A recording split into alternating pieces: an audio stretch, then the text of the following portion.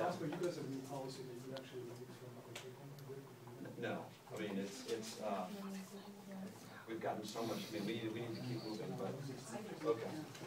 Questions from the committee of the applicant, or the applicant? Anyone? I have. Rosalie, sure. It's not so much, it's a request.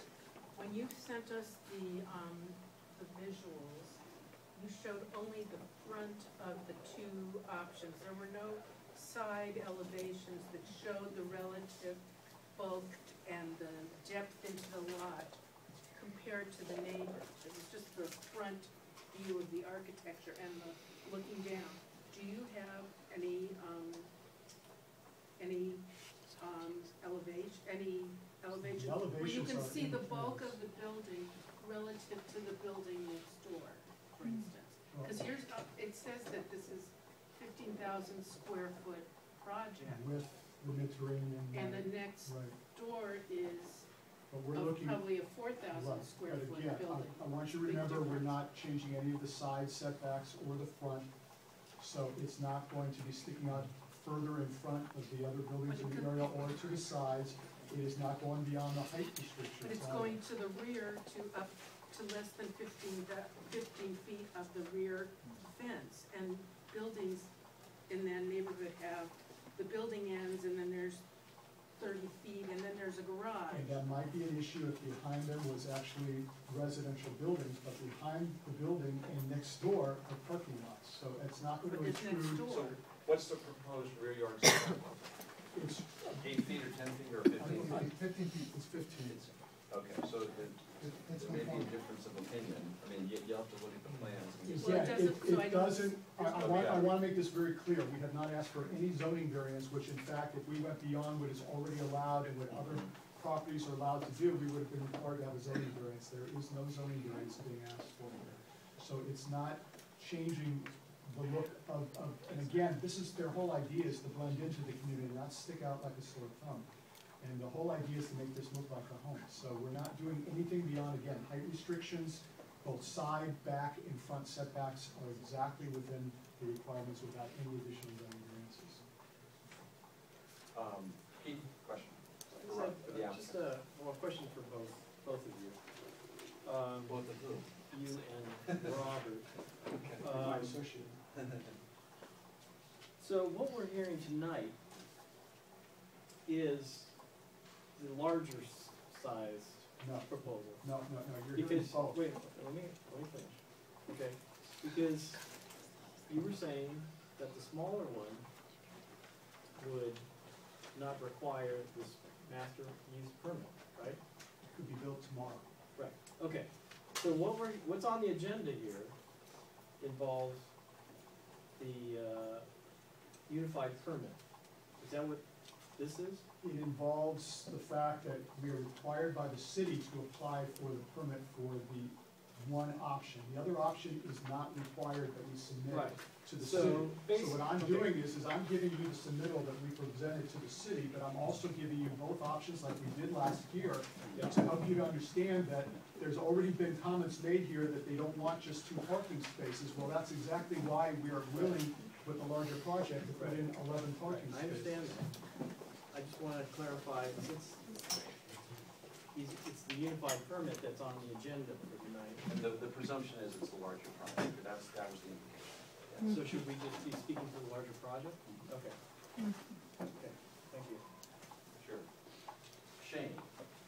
So I think what we're seeing are nice renderings that show a nicely designed building, and I definitely am not opposed in general to this use within residential neighborhoods. I think there's an important role that these firms play. So the question that I'm going to ask, I would ask for regardless of the use of the building, and that's more concerning the building that's already on the site. In the city of LA, Department of City Planning is doing a citywide survey of historic resources, Survey LA.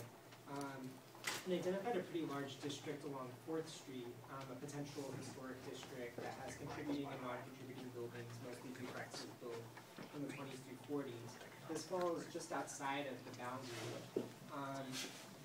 And it's looking at the street, it's not completely clear to me why the potential district doesn't include this block, because it seems like a similar grouping of buildings. So my question is, kind of considering what's there, has there been any thought of the feasibility of reusing that building or maybe making some modifications to kind of retain a portion of it, because there is a building of similar style, property type, and modifying it to meet this need? I'm gonna let one of the owners answer that. He's Sure. actually the partner, he's one of the brothers. Their mother founded this company, and he actually heads the construction site. They do everything in-house. This is Israel Gamble. Hi, so I actually live in the building right now, and there are stress cracks in the building. It's actually a solid brick building.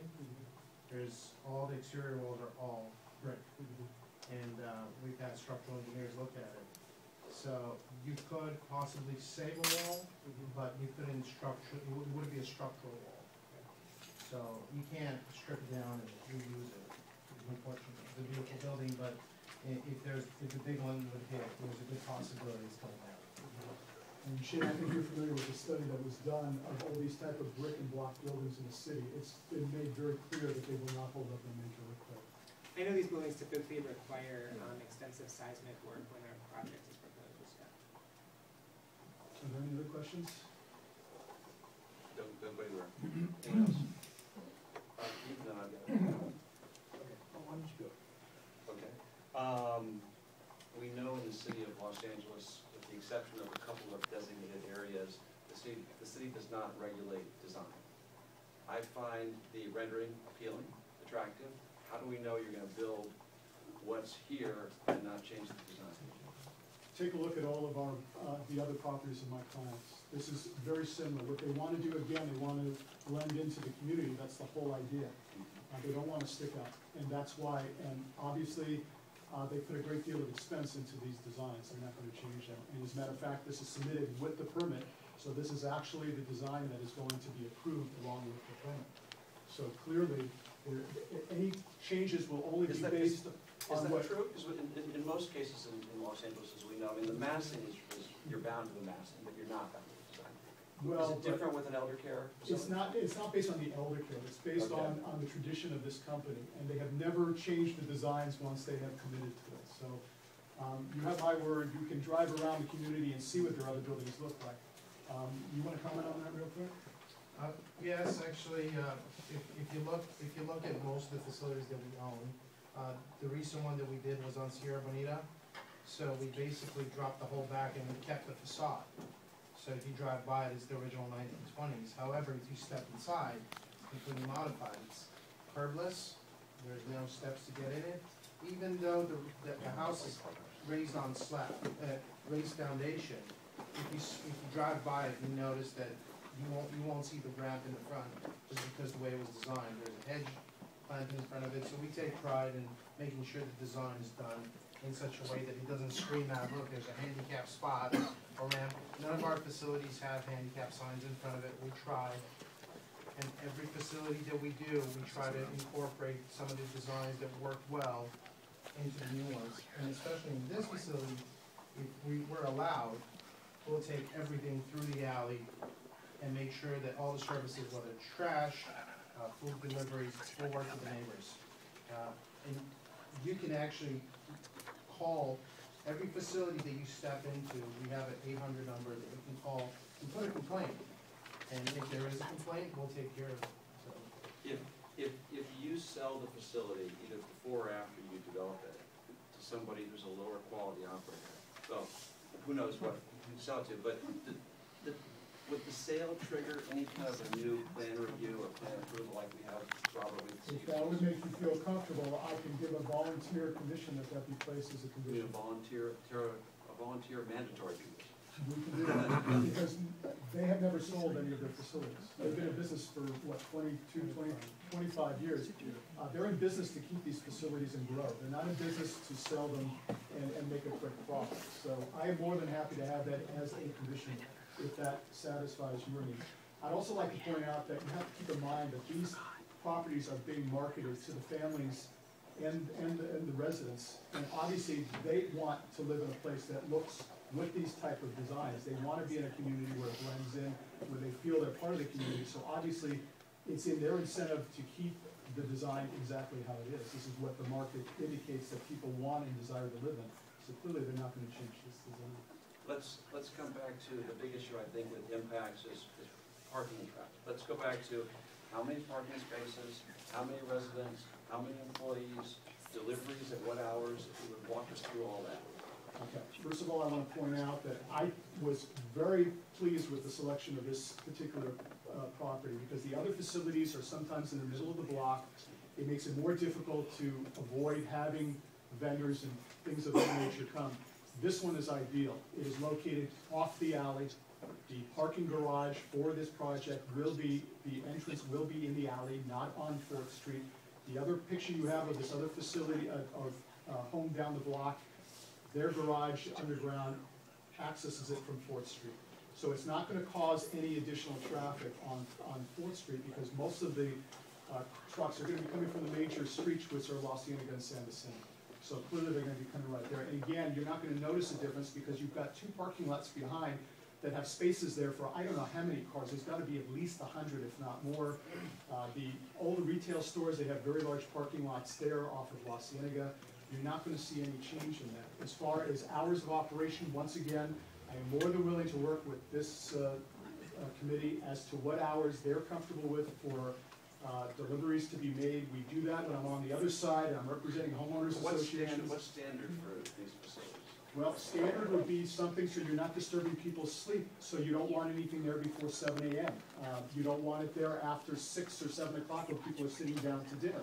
So those are reasonable. We do this with restaurants all the time. You hear, and I'm on the other side a lot of the time, you hear that we ask for these kind of restrictions because we don't want to bother people. We can put times on when the trash is picked up and things of that nature. I'm more than happy to have you place that as part of your motion, and we will make sure that that's placed as a condition of the permit. Thank you. Today I'm to have any break here. Oh, thank you. How many residents and how many staff? Again, under this proposal, there'll be 18 residents. There's approximately 3 staff on each shift. Okay.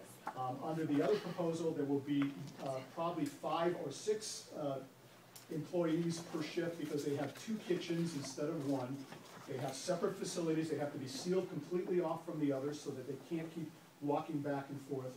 So it's going to be more employees, more cars. And again, I want to stress that under this, there will be 11 parking spaces. Some of them are tandem, some of them are not, underground. On the other project, if it is not granted, there will only be 2 code required parking spaces and a lot more employees. Thank you. I mean, you really, okay, Keith. We got to keep. Okay. keep moving. Can you describe the size and kind of description of what's there now? It's a 3,000 square foot, 1 duplex downstairs, 1 upstairs with a 5-car garage off the alley. 3,000 total. 3,000 plus a 5-car garage. Okay. So, And do you know roughly when it was built? 1920, I think it was 1923. Somewhere between mid or late 20s, I think. And have you done any kind of historical documentation on it, or That's being done right now. you're doing that now? As part of the environmental, in any case like this where you're putting in a new structure, it's required to have an environmental study. So that all has to be done before the hearing takes place. And we, some of the consultants were a little slow in getting that done, so that's why we postponed the hearing for next month. It would be helpful for us to have that information, I won't- because I won't have that, that's gonna come just before the hearing takes place. They won't have the final documents until then. because Obviously, if it does have any historic, we wouldn't be able to proceed. So, just to follow up with, what Shane was talking about, it is adjacent to a potential historic district. I know that street's fairly intact architecturally. So you're going from like a 3,000 square foot duplex, and so do you occupy one of those? yes, You occupy 1 unit, so you have 1 rental unit. And you're gonna go to, in the large version, it's 15,000 and change? Well, that's also including the subterranean, which takes up most of it. Right, in all of the parking spaces. right. But in your subterranean, you have a kitchen,